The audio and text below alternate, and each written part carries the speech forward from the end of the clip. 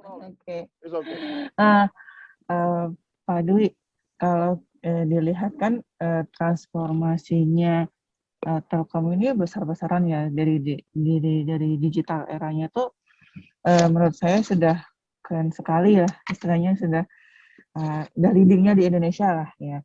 Nah, pasti kan kalau berbicara transformasi itu juga berbicara tentang change management. Nah, key-nya dari Telkom sendiri itu apa ya? Key yang bisa memantik jadi change-nya itu benar-benar menjadi transformasi seluruh keseluruhan Telkom itu apa ya Pak ya?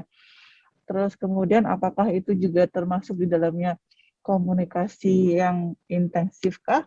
Atau mungkin ada key lain yang bisa kayak it's momennya yang bisa memang benar-benar bikin si Telkom ini transform ke digital era. Terima kasih. Oke, Baik. please, Pak Dwi. Bu Lukmanita ya. Jadi Telkom ya itu punya selevel SVP Group Corporate Transformation di bawah CEO. Kenapa ini ada satu khusus yang menangani terkait dengan transformation? Karena tadi betul disampaikan Bu Lukmanita, kita ini sedang melakukan transformasi secara besar-besaran. Nah, dilalahnya itu pasnya adalah pandemik. Jadi malah dipercepat. Ya. Jadi dipercepat dan kita ini merubah dari telco ke digital telco. Itu yang pertama kali dilakukan perubahan adalah di people-nya. Jadi melalui apa? Melalui digital culture. Mulainya dari mana? Mindset-nya dulu. Jadi itu penting. Ya, tadi dilihat dari profil karyawan Telkom 58% usia di bawah 40 tahun. Masih separuhnya itu yang di atas 40 tahun. Nah, untuk melakukan perubahan transformasi itu kita harus menyamakan dulu persepsi terkait dengan digital mindset. Yang kedua, tentunya dalam melakukan perubahan yang sangat penting adalah peranan dari top leaders untuk merubah culture ini. Jadi dibentuklah role model, Bu. Jadi role modelnya di-create. Siapa role modelnya? CEO Telkom.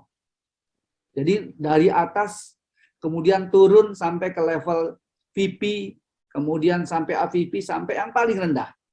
Dia adalah role model di unitnya. Nah, role model saja tidak cukup.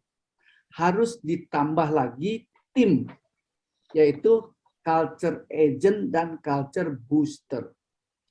Nah, yang culture agent dan culture booster inilah kita kasih anak-anak milenial. Karena anak-anak sekarang itu, dia suka dilibatkan, makanya kita libatkan. Nah, setelah ada culture agent dan booster ini, apa yang harus kita lakukan lagi? Kita buat aktivitasnya. Kita komunikasikan terus. Dan yang terpenting adalah kita measure and monitor culture activation-nya. Jadi Telkom punya tools untuk mengevaluasi. Nah, ini penting untuk apa? Agar transformasi ini sukses, kita perlu setiap triwulan itu melakukan evaluasi terkait dengan culture, digital culture. Nah, setelah itu dari people-nya juga dibangun capability-nya, Bu. Jadi bukan hanya untuk mindset dan culture-nya saja, tapi digital capability. Strategi Telkom untuk meningkatkan atau mempercepat digital capability adalah kita beli, Bu. Buy, strateginya ada 3. Ada buy, build, and borrow. Tapi untuk mempercepat kita beli. Nah, mumpung di pandemik ini banyak yang tidak dipakai, katakan, kita cari tuh hire. Tahun ini ya kita meng-hire 600 pro hire dari digital. Dari kebutuhan 1000 digital talent. Nah, yang lainnya belajar mendampingi selama pro hire itu ada di Telkom. Nah, sehingga mempercepat proses. Itu yang dilakukan oleh Telkom kira-kira, Bu. Terima kasih.